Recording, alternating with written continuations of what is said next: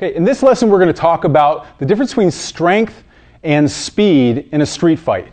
And what people naturally tend to gravitate towards is focusing on the strength, the power behind their strikes.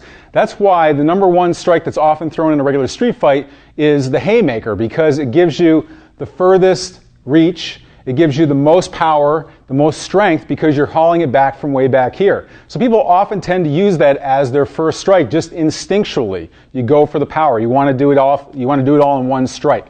But the problem with that is, the further I go back, the more reaction time he has to react to it, to move, to deflect it, and kind of just gear up for your assault. So when I end up coming through, all this power that if he were just to stand there, yeah, it'd be a knockout punch. But if I'm coming through like this, he's going to have more than enough time to react. That's why you see in a lot of street fights that are caught on tape, people will start wailing away, they start coming off with haymakers, and they really don't land anything. Because if the target's not where I expect to hit it, or if he's deflecting it, it's not going to do a lot of good. So what you've got to do is you've got to buy yourself some time to be able to pull off that power strike. And how you do that is with speed. Your first strike should always be focused more on speed than power, and here's why. You can see even in the regular haymaker, if we were standing here just kind of toughing it out, well, what happens? When I go to pull back, what happens with my lead hand? It naturally comes forward. So if I'm here, I'm rearing back to strike. Well, why put this to waste? Why give him all that reaction time to be able to deflect my strike?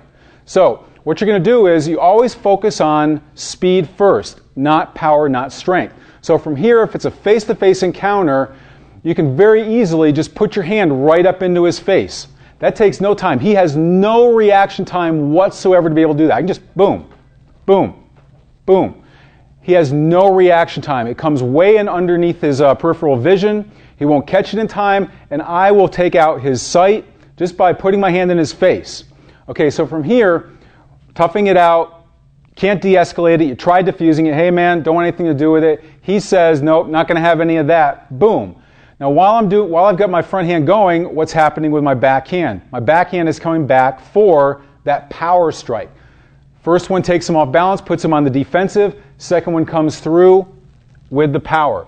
So in your strikes, when you're looking at first strike options and your training, always try starting with the speed strike first.